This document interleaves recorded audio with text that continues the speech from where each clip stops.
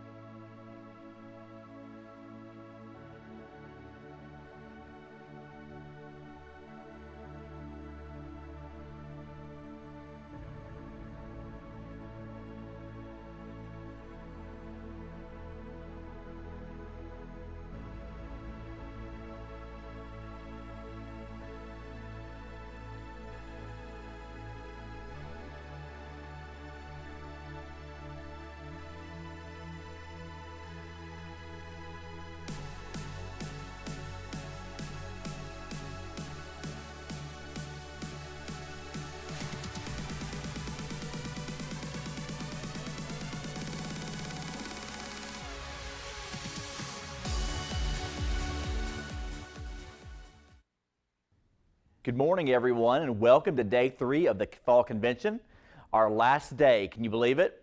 We are going to be having several events today that you'll want to be taking note of. Our next event will be at 10:45 a.m. Central, which will be our Board of Directors meeting.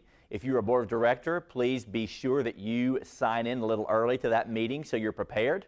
We also have more CE this afternoon coming up at 12:30 p.m. Central Time. So if you're registered for that, be sure that you log in and have your camera on and your name on display. For anyone who may have missed it, we are also going to roll a video in a minute about our award winners from Monday. But before we do that, I also want to mention that we have our main event, which is our celebration of our incoming officers and installation of Alex Bynum as president for 2021. That will be at 3 p.m. Central Time. So please be with us for all these exciting and important events for the rest of the day. And I will go ahead and ask them to roll our video reel of our award winners that we honored Monday, in case you missed it. Congratulations to our 2020 statewide award honorees. Trief Educator of the Year, presented by Trief President Bobby Noreen. Karen Randolph. President's Award, presented by 2020 President Hagen Stone. Mike Gaughan. 2020 Tennessee Realtor of the Year, presented by Committee Chair Faye Robinson. Leon Dixon Sr. Congratulations to all.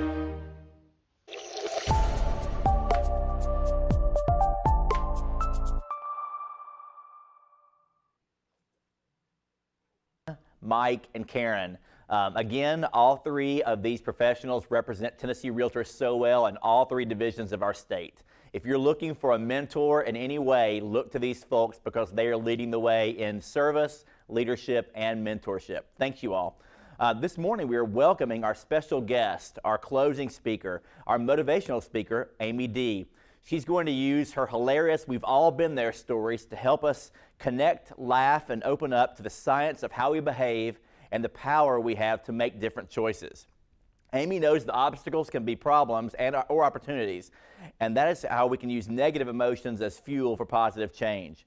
She also believes that kindness always matters, especially in today's rapidly changing and often frightening world. I will say she's prepared well today because she's wearing Realtor Blue. Please join me in welcoming Amy Dee. Good morning, Amy. When you wish upon a star, makes no difference who you are. Everything your heart desires will come to you. Starlight, star bright, first star I see tonight. I wish I may, I wish I might lose 15 pounds by Friday night. Because, dear Lord, these Spanx are tight. Well, I can't help you lose 15 pounds by Friday. But what I can do today is help you remember your power. Because you know what you really want? You want to know how to better deal with everyday challenges. You want to get out there and just grab more fun. You want more control, but you lose control when you believe that external forces steal your power, because the truth is your power always lies inside of you, and your strength lies in your response to what happens. So today I'm going to help you remember that your power lies in this place between impulse and action, and it is called choice. Because no matter what happens to you in any day of the week, you ultimately choose your response. So I want to start with telling you how thrilled I am to be with you here today. I have, in the last year, bought and sold 2 houses, and 2 of them, 2 were my mom's house and they were out of state. I have had the greatest experience with realtors, the most fantastic experience. And when you need to buy or sell a house, it is such an important time in your life. Having someone that you can really count on and depend upon and trust is absolutely critical. It's critical. So who you are and what you do really matters. So, as human beings, we like to believe that we are very logical and that when we come to a decision about something, it's because we really weighed things out and we were really objective and we considered all the facts. The truth is, that's just not true. What happens is, as human beings, we have a lot of filters that our thoughts go to. And so the decisions that we end up with aren't always very well out because of these mental filters. And we have a lot of biases that we filter our thoughts to. And so today I'm going to talk about a really important bias that happens to all of us every single day of our life. And this is called confirmation bias. So many years ago, on a summer break from the name Jasmine. Now, Jasmine was really unusual because this was 1980 and Jasmine had long, naturally blonde hair and she wore her hair in dreadlocks. And in the 1980s, and from a small Midwestern town, I had never seen anything like that before. And she also wore the same clothes every day and she went barefoot. So she was a hippie. But Jasmine was also from New York City. And me, that smelly smell that just smells smelly. So I got to tell you, I'm all for free expression, but not when you are 5 feet away from me in a dirt trench hotter than the sun. And so all morning I'm having these terrible thoughts about Jasmine. And I'm thinking, what's the matter with you? Don't they have showers where you live? And I'm having these fantasies of like rubbing her nose with Lady Speed Stick and burying her in the dirt. So when we broke for lunch, I just raced to my car because I couldn't wait to get into a stink-free zone. So I jump into my car and I pull the car door shut and I take a deep cleansing breath and what? The smell had followed me into my car. I looked behind me to see if Jasmine had sneaked into the back seat, but no. Wait a minute. It'd been me. All along, I had been the one with the horrible body odor. But because of the way Jasmine looked and because of the way Jasmine dressed, I never even considered smelling my own pits first. And this is a perfect example of what behavioral scientists call confirmation bias. Confirmation bias is when you seek out information that proves something you already believe, but you discard any information that contradicts it. And we all do it. We all do it. We do it with religion. We do it with politics. We do it with new rules and policies. We do it with people. We do it at home. Say I'm at home and I'm vacuuming my floor. And all of a sudden I see my husband Steve's shirt crumpled up on the floor and I pick it up. And then I look under the bed and I see a bunch of his socks crumpled under the bed. And so I make a statement in my head and I said, Steve doesn't care about me. You know what? I'm no better than a slave to him. And so now I've made that statement in my head. And so I start seeking out information to prove that that statement is true. So I look and I find the one glass Steve didn't put in the dishwasher. And I look really carefully in the sink and I find the 3 whiskers he did not wash down the sink. And oh yeah, he left the toilet seat up again. I guess the old maid will just take care of that, huh? So by the time Steve gets home, I have decided he doesn't care about me. He doesn't love me. I'm no better than a maid to him. He walks in the door and he says, hey, honey, I'm home. What's for dinner? And I start pelting him with his dirty socks. And I say, eat that, you jerk. and he is ambushed. He has no idea what happened to him. We do this. We do this. We all do this. And we all fall into the confirmation bias trap because every single day we have so much information that our brain has to process, that our brain automatically seeks out information processing shortcuts. And it seeks out these shortcuts because, quite honestly, it's an easy way for our brain to cut down on the amount of information that it has to process.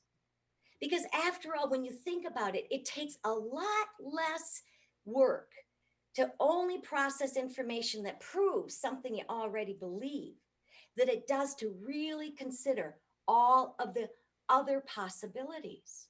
We do this. We do it with people.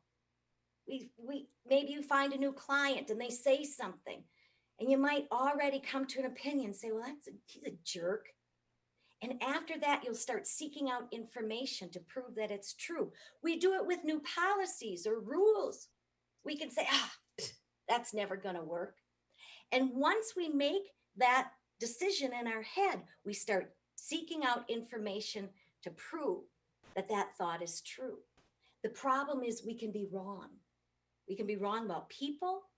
And to be honest, it make it really hard for us to deal with change. Now, here's the other side of confirmation bias that we have to consider.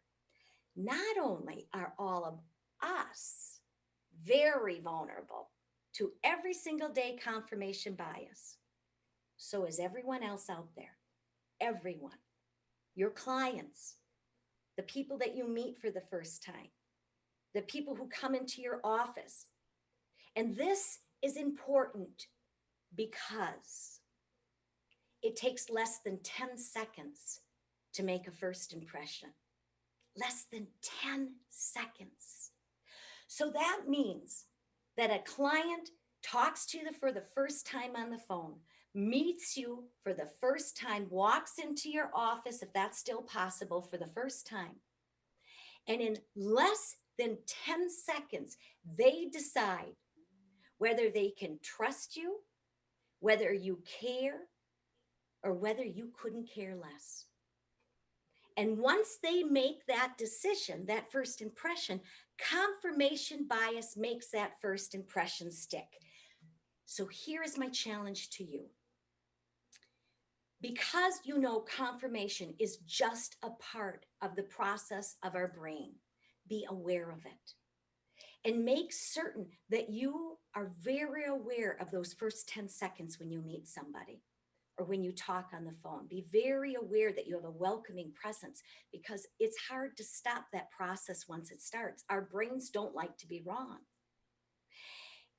And my second challenge is, if you have formed a negative opinion about something, remember that you're vulnerable to confirmation bias, and just step away and ask yourself, am I falling victim to confirmation bias? Have I considered all the facts out there? Because I got to tell you, I know somewhere out in New York City, there is an old hippie grandma, and she's telling her grandchildren, I'm telling you what, those women in the Midwest do not wear deodorant. Confirmation bias. It takes less than 10 seconds to make a first impression, and confirmation bias makes that first impression stick. So, my very favorite saying is, when you change the way you look at things, the things you look at change. I love this saying. I love it because there is so much power in it. This means that when you shift your perspective, you can change your perception of what is happening. And that's powerful, because that means a mistake can become a learning experience. That means that a problem can become a challenge. It's wonderful when you change the way you look at things, the things you look at change. And it's true of anything, really. So, for example, I was born in the 1960s. And now, when I'm talking to my contemporaries and we sit around talking about the kids nowadays, once in a while, inevitably, someone will pipe up and say, you know what? The kids nowadays, we had a better childhood in the 1960s. Now they're on this computer all the time and they don't know how to talk to people. We had a better childhood. It was a simpler childhood, but it was better. Is that true? Well, it depends. It depends on how you look at it, because when you change the way you look at things, the things you look at change. So let's consider life in the 1960s. In the 1960s, there were no baby car seats. No baby car seats. I asked my mom, what did you do with us when we were little kids, when we were babies? And she said, well, we just roll you up in a blanket and put you in the back of the station wagon. So let's think about that, shall we? So mom's driving down the road and mom comes to the stop and little baby rolls forward and mom takes off and little baby rolls back. It was a simpler time. In the 1960s, people smoked everywhere.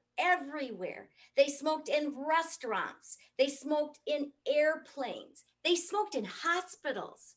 Nurses could smoke at the nurses' station.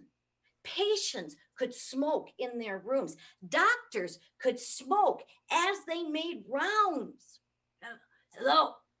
Hi, Mrs. Johnson. How's that cough today? It's crazy. Was it a better time? It depends on how you think about it. And listen to this. Up until 1965, a husband had the legal right to discipline his wife and his children as he saw fit. Was it a better time? It depends upon your perspective. When you change the way you look at things, the things you look at change. And this is so important because your thoughts create your emotions. So a lot of people want to believe that an activating event causes you to have an emotion. So something happens, and because that thing happens, you have an emotion to respond to it. But Dr. Aaron Beck, who created cognitive behavioral therapy, said, nope. It is not the activating event that causes you to have an emotion. It's how you interpret that activating event. So let's take an example. Let's say that a tornado wipes out this small town. Nobody dies, but people have lost all their material goods, everything. And so the next day, a television reporter comes to interview and finds two men to interview. They both lost everything. And she talks to the first man, and the first man says, I'm done. Didn't even want to get out of bed this morning. We've lost everything. I'm devastated. And the second man says, wow, look around. We've lost everything. But you know what? My entire family survived. Even my little 14-year-old Shih Tzu survived. So I got to believe that we survived for a reason. So we are going to figure this out. We are meant to be here. We're going to figure this out, and we are going to rebuild our lives, and we are going to make our lives better than ever before. Same activating event. Different responses. And that is because it is not the activating event that causes you to have an emotion. It's how you interpret that situation or event. Your personal power is either hindered or helped by how you choose to interpret a situation or event. Reframing is when you deliberately reinterpret an event so that it's positive and it moves you forward. So I want to give you a metaphor that really helps me when I think about this. I want you to think of a big, bright red pickup truck. And that bright red pickup truck represents your thoughts. And the pickup truck is pulling behind it a bright blue trailer. And that bright blue trailer represents your emotional response. Because if you have certain thoughts, you're going to have certain emotions.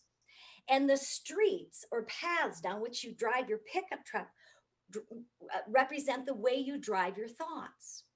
And I'll give you an example from my own life. I'll apply this to my own life. So I don't know how many of you are divorced. Usually when I'm in a live audience, I'll ask how many are divorced, and quite a few people raise their hand. And but I have to tell, and then I'll say, oh, did any of you lose weight when you got divorced? And I remember in one audience, one woman jumped up from the back of my audience and she said, yeah, I lost 230 pounds of dead weight. That's what I lost. So anyway, when I was divorced, I never wanted to be divorced. It was a really difficult time. I was living in Norway with my Norwegian husband, and I was in a very, very unsafe marriage. And so I divorced, and I was able to bring my children home because I traded my half of this business to bring my children back to the United States, this large business that I had started. Best business deal I ever made. But I lost a ton of weight through this because it was such an emotionally challenging time. And so my kid's dad was coming to see the kids for the first time after a couple of months. And so I was going to see him too after this time. And I was thin. So I got all foxed up to see him. I did. I mean, I put those white strips on my teeth. I had a fake tan out of the bottle. I had tight pants on because I was skinny. I had the girls up and out. And I'm going to tell you, it wasn't because I wanted the guy back. It was because I wanted him to take one look at me and just suffer that he ever let me go. So I'm feeling really hot. I think I look great. And I take my girls to the airport, and it's a tiny airport, and we have to cross the street to get to the terminal. And cars are going, and we're waiting for cars to stop and let us go across the street, have my girls' hands and waiting and waiting. And finally, this big beat up old pickup screeches to a halt. And the guy in the pickup waves us over to cross. And I'm thinking, he probably stopped because I look so hot. So as I'm crossing the street, I give him my parade wave. And this guy leans out of his pickup. He has one tooth he borrowed from his neighbor. And he yells, hey, you girls, take care of your grandma now, you hear? And my girls are laughing. Mom, did you hear what that man said? Oh, he thought you were a grandma. That's so funny. And I said, yeah, that's funny. You're grounded. Is that funny? Just kidding. But anyway, let's take the example of that blind fool in the pickup. Now, my immediate thought was, wow, I must look terrible. I did the best I could. I mean, I really tried to look great that day, and I must look terrible. So my immediate thought was that, what would my emotional response be? And that would be, I would be sad about it. I would feel down about myself. But what if instead of continuing down that path, I backed my pickup truck up and I took it down a path that said, that's hilarious. It is a great story. And I get to tell it on stage because it happened to me. My emotions would be completely different. I'd be thrilled. I get to choose where I steer my pickup. And if I'm steering it down a path that doesn't work for me, it's up to me to back that pickup truck, that thought truck up, and steer it down a path that serves me. Your personal power is either hindered or helped by how you choose to interpret a situation or event. Reframing is when you deliberately reinterpret a situation or event so that it is positive, you find the good, and it moves you forward. So if you remember nothing else from today, I want you to remember this. When you change the way you look at things, the things you look at change. Because that is power. That's power. So, my father died a little over 2 years ago from a horrific disease called Lewy body dementia. And for those of you who aren't familiar with this is an especially virulent form of dementia where they hallucinate and they're very paranoid. And my father had been he was such a brilliant and happy man. He died a little bit every day. It was very hard time. But even despite this, there were so many blessings during this time. One blessing is that as a speaker, I can fly out from any airport. So I was able to move in with my mom and my dad in order to help my mom take care of my father. And this was really helpful because I was also a psychiatric nurse and I had worked on the senior unit with patients who had dementia. So I really understood how to deal with him. So that was a blessing. The other blessing is that because I was there and my mom and I worked together really well, we were able to keep my father home until 2 weeks before he died, when he ended up going into the hospital that I used to work at. And he was taken care of by my old co-workers. And so that was such a blessing. So there were many blessings, but there were also other blessings. And I learned so many things about myself and so many life lessons during this time. So one day I'm living with my parents, and one day my mom decides she really wants to go to this local Mexican restaurant for lunch. And I'm going to tell you, this is no small task, because they're both, in their mid 80s, and my dad is really sick. And so I get ready to take them, and my mom, I'm waiting for him, and my mom is rushing around, and she's unplugging the coffee pot, and she's swishing out the bathtub, and she's looking for the perfect belt to go with her pants. And my dad, he is on his 4th trip out to the backyard, and he is now armed with a high beam flashlight. He is looking for their cat. And it's a bright sunny day. He has this huge high beam flashlight. He's looking for his tomcat. Now, my parents had a cat, a big tomcat, 20-pound tomcat named Herman. And I want to start by saying I love pets. I've always had a cat and a dog, at least one, in my life, and love animals. I really do. But I got to tell you, Herman is a jerk. He is a jerk. He really is. Herman kills everything. He kills squirrels, he kills birds, he kills baby rabbits, he kills baby deer, he drags up a deer and brings it to my parents. He is just an awful cat.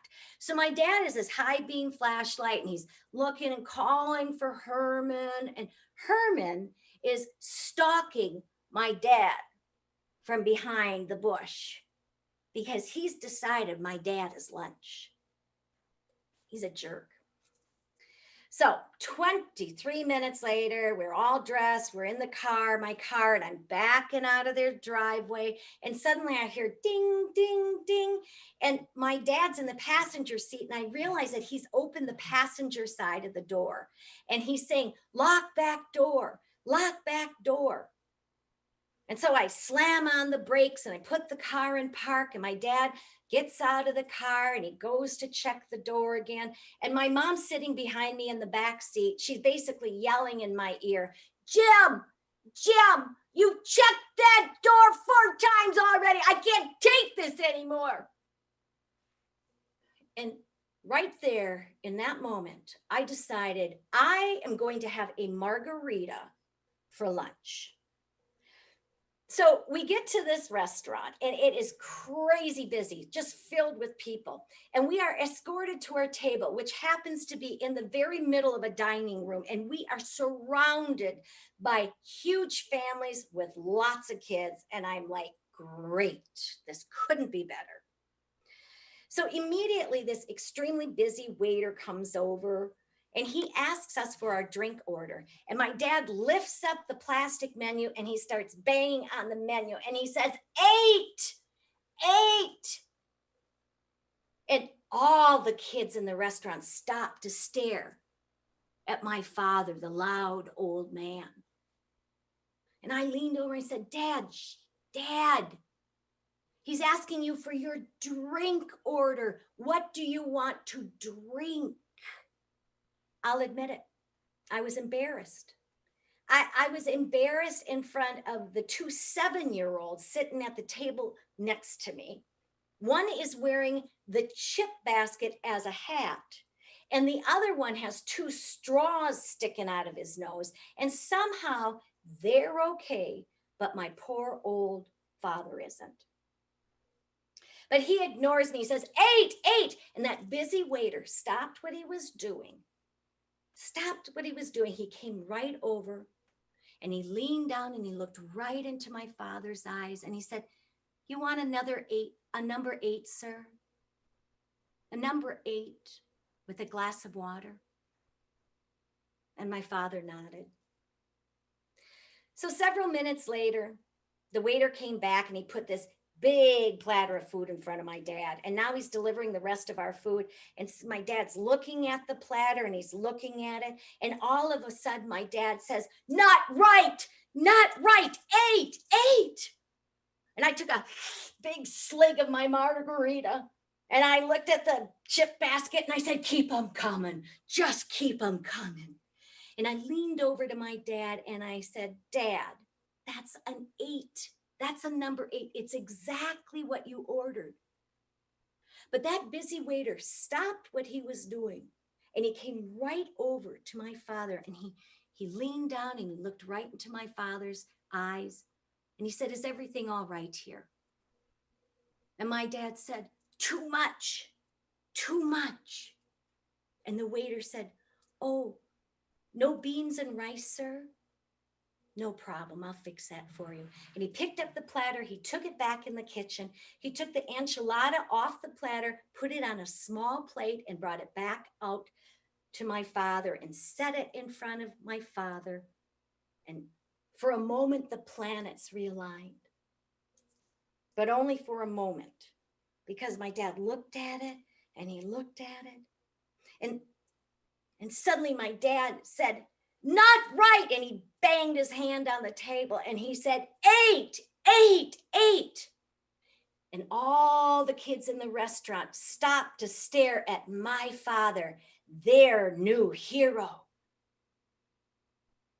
And the waiter ran right back over to my dad. And I'm looking at chocolate desserts, anything with sugar and fat. And that waiter was talking to my father. And after a few seconds, he picked up the plate. He took it back into the kitchen.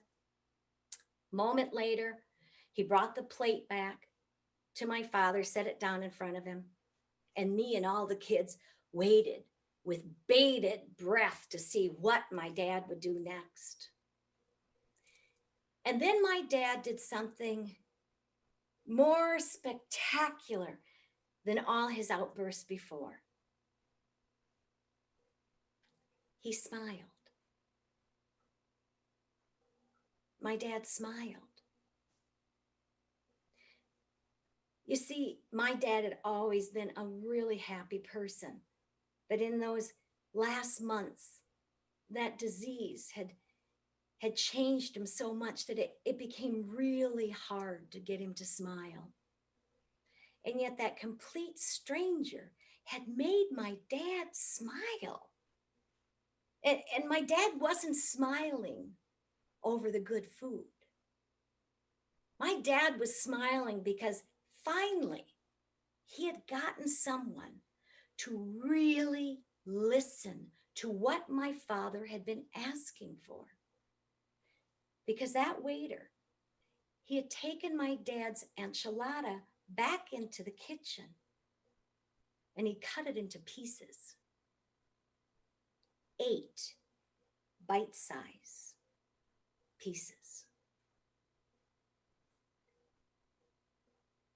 And in that moment, something was written on my heart that I hope stays forever. And that is the people in your life, the clients, your family members, your friends, are not only served in the large gestures, they are served in the small gestures. And they are not only served by the gestures that you want to give them, they're served in the gestures that they need to receive. Because there is a big difference between good food and good food served in 8 bite-size pieces. And so next time you have that client, that person in your life who just makes you grit your teeth, lean in. Lean in. Listen just a little bit harder. And never, ever underestimate the power of making another human being smile. Because in that moment, you may be the only person who can. Who you are in this world matters. And it is fantastic if you represent a business, if you represent an association, all of those things. But the truth is, the most important thing that you represent is you. You represent you in this world. Who you are and what you do matters. So I always love to end with making people laugh. And the next story I'm going to tell, I hope will make you laugh, but I always do this in honor of my father, because my father was just a brilliant guy. And one of the things that made him extra special is he was so self-deprecating. He could laugh at himself. And you know, laughter is such an important part of us as human beings. It really is. Laughter, you know, increases your immune system and improves your immune system. It lowers your blood pressure. It makes us connect with each other. It really does so many things. Laughter makes you feel positive, so it even opens up your brain so that you can come to solutions easier. So laughter is incredibly important. So I don't know how many people of you out there are really happy with their weight. I don't know. But I got to tell you, I start a new diet every single Monday. I do. And it usually happens because at the end of the week, I see my reflection in the window at the grocery store. And I think, this is it. This is it. This is the Monday I'm going to start the diet. It just wasn't last Monday. That was the wrong Monday. This is it. And so I start a diet on Monday. And on Monday, I have 2 string beans and a soda cracker.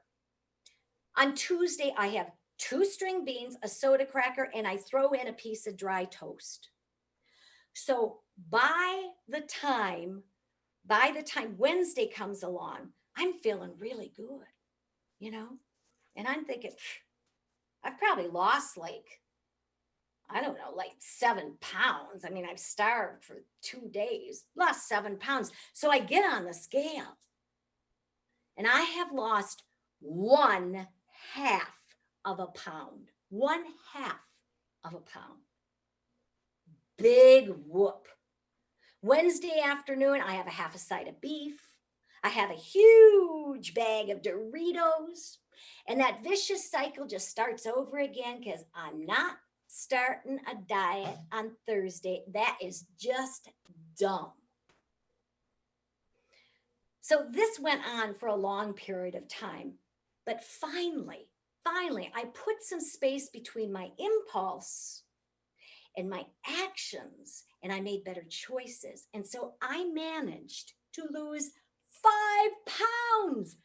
5 pounds. I got so excited.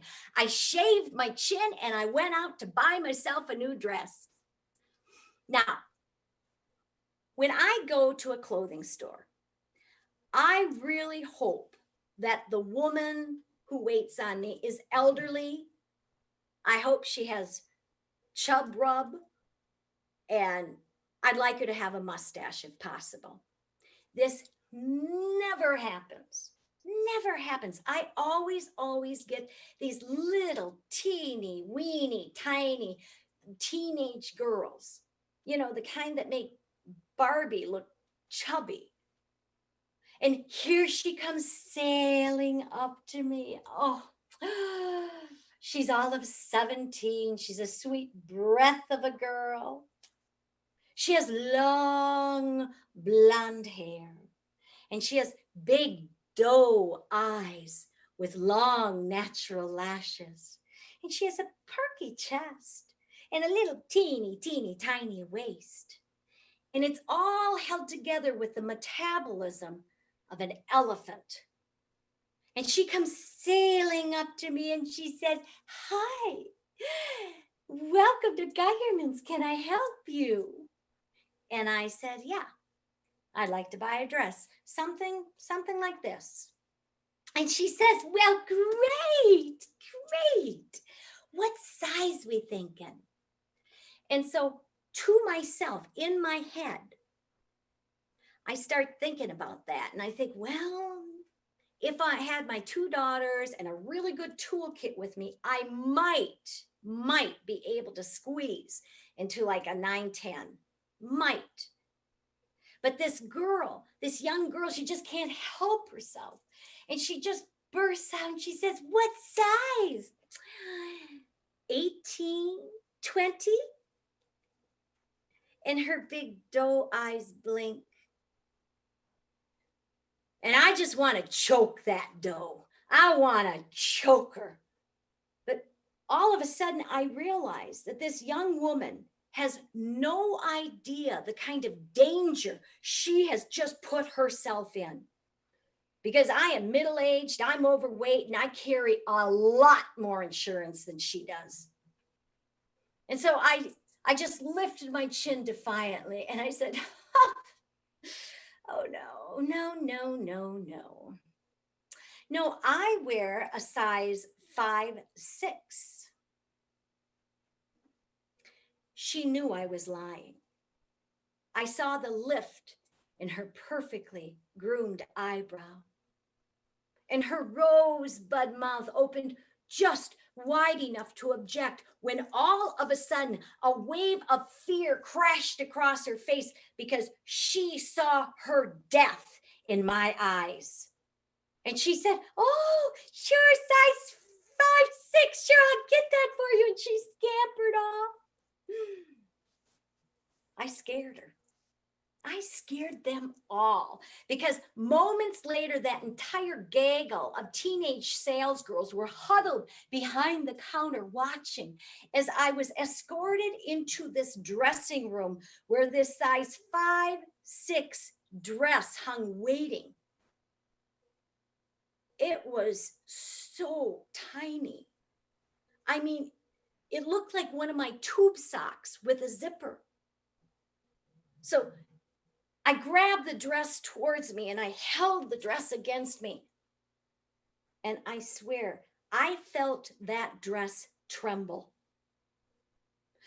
Now I knew that my chances of getting into this dress were about the same as me, cooking a 26-pound turkey in a little tiny toaster oven. But I got to tell you what, I could not let doe-eyed Barbie win. I had to get into this dress if it killed me. So I took the dress off the hanger and I start psyching myself up and I think, "Come on, suck it in. You can do this. Think thin. Come on." And all of a sudden, the dress spoke to me And she said,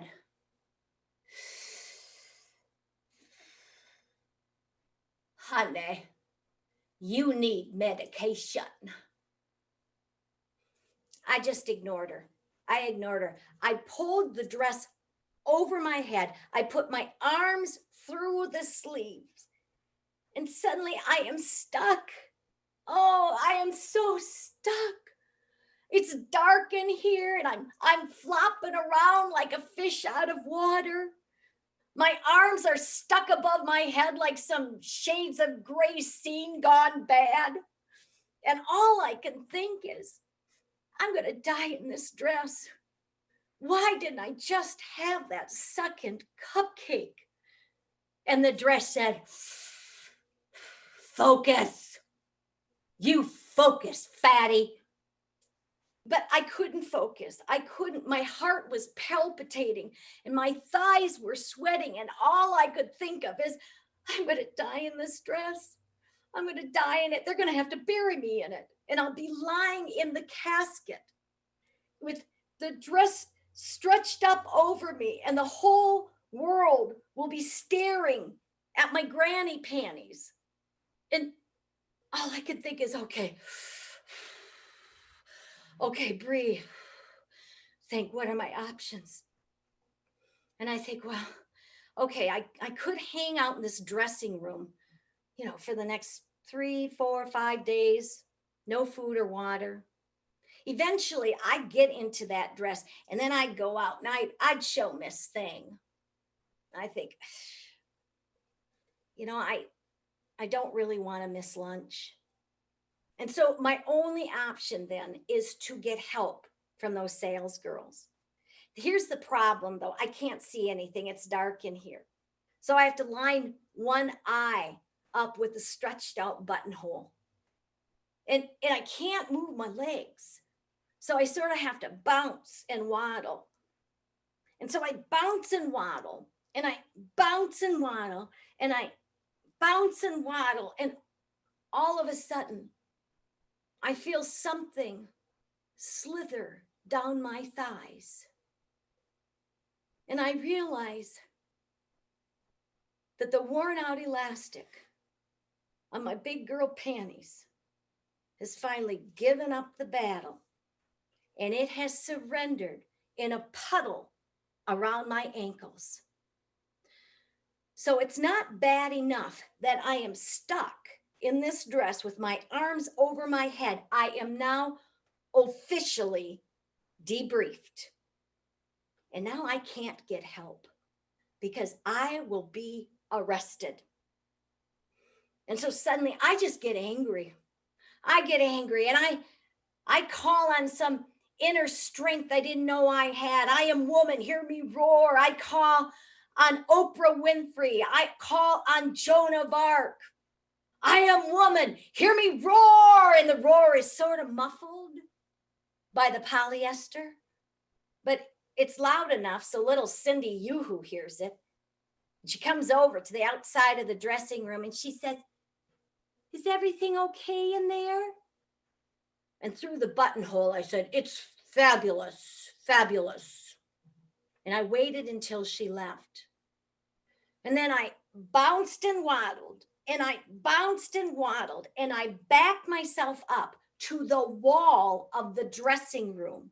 And I started to use the friction of the wall to get out of this dress and breathe and push and breathe and push. Oh, I'm telling you, it was worse than labor. 20 minutes later, I delivered myself out of this dress. My hair is plastered to my head. I smell like a sumo wrestler. The dress is in a puddle on the floor with one sleeve still attached, like an umbilical cord. And so I pulled the dress off, I picked it up, I aired it out. I put it on the hanger. I scraped the paint chips off the back. And then I just got dressed as fast as I could. I just wanted out of there. I just wanted to get out of there. And so I grab the dress to return it to the counter. And I am walking to the counter with this dress when suddenly I feel a tug in my pants and I hear a crash behind me. And I realize that in my haste to dress, I had shoved the curtain of the dressing room down into the back of my pants. And I have now ripped it off the wall and I am dragging it behind me like an old burlap sled. I just ignored it. And I kept walking to this group of horrified sales girls. I put the dress on the counter and I said, "Thank you. Thank you very much, but the color was atrocious." And if this is funny, it's because some of you have been stuck in clothing in a dressing room too. We got to laugh. We have to laugh. Life is funny, and we miss out on such a big piece of it if we don't laugh at the funny things that happen around us. So we picked on the women for a little bit. So I want to take it just to pick on the guys for a moment. Now, have you ever noticed that men, when they gain a certain amount of weight and they get to a certain age, all of a sudden they don't know where to wear their pants, do they? They don't know. They either wear them way up here underneath their armpits. And if they wear their pants like that, I'm always like, where do you get those zippers? I mean, because they're humongous. It's like they came out of a sleeping bag or something.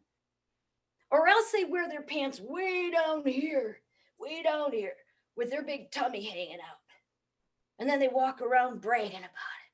And they say, "Yep, I wear the same size pants I wore in high school." And you're like, yeah. But now you wear them around your thighs, don't you? And when men wear their pants like this, what does this back view look like? Say no to crack. No. I mean, I see that and I just want to drop something down there. Just drop something down there. Like maybe a postcard, something like that. So at the end of the night, they get undressed and they find this postcard that says, "Sorry, I thought this was a mail deposit." Life is funny. Laughter is one of the greatest gifts we have. And laughter is so good. It's so healthy for you. So make sure you look for opportunities to be a little self-deprecating and to enjoy the funny things you see. As realtors, you see very funny things. You meet really interesting people. Make sure you enjoy those moments. One of my friends who's a realtor told me a very funny story. She was showing a house to a couple and they got into the master bedroom of this house and she noticed some feet hanging out from under the bed. And it turns out that the owner of the house had hidden underneath that bed because he wanted to listen to what people were saying about his house. So they quickly left. You have funny things. Learn to laugh at them. Laughter is one of the greatest gifts we have as human beings, and we need it now more than ever. So in ending, I want you to remember this. Confirmation bias. It takes less than 10 seconds. 10 seconds to make a first impression. And confirmation bias makes that first impression stick. So make sure that you are very aware of this in the first 10 seconds that you meet someone. Remember that when you change the way you look at things, the things you look at change. And next time you go into a clothing store and you are tempted to try on a dress or a pair of pants 3 sizes smaller than you ever wore, remember that people will soon forget your size, and they'll soon forget your jiggly thighs. But if you are kind, and if you make them smile, they will remember your heart for a while. Like a bolt out of the blue, faith comes in and sees you through. When you wish upon a star, your dreams come true. Thank you. Amy, thanks so much. What a great message for us this morning. Lots of takeaways there. I'm going to say that if I come into a showing anytime soon and see feet under the bed, I'm going to learn to laugh at it and not shriek with terror. Great message. Thank you for sharing with us today. All right, everyone. We will have a short break here before we transition to our directors meeting. If you will, take a moment to pull yourself together and have a look at our sponsor reel that's going to be showing now, and we'll be back in a few minutes.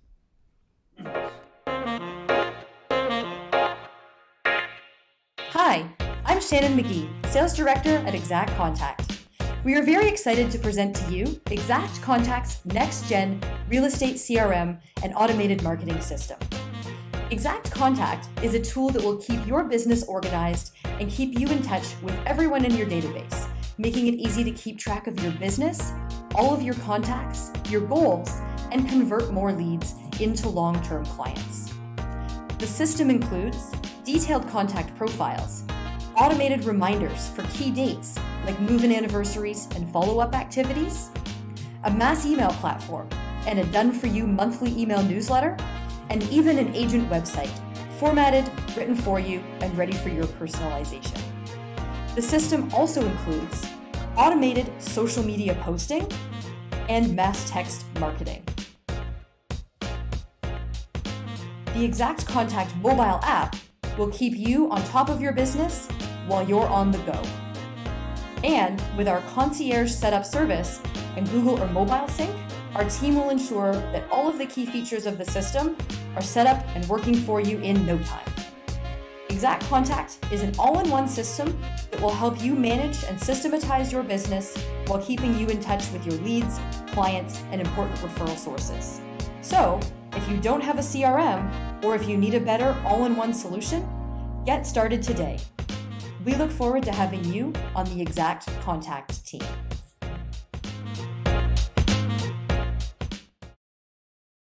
The mission of Middle Tennessee Association of Realtors is to unite those engaged in the real estate profession by promoting the value and necessity of using a realtor in all transactions. To accomplish this, we encourage our members to maintain the highest standards of conduct and to stay current on local market information, news, and trends that affect the real estate industry.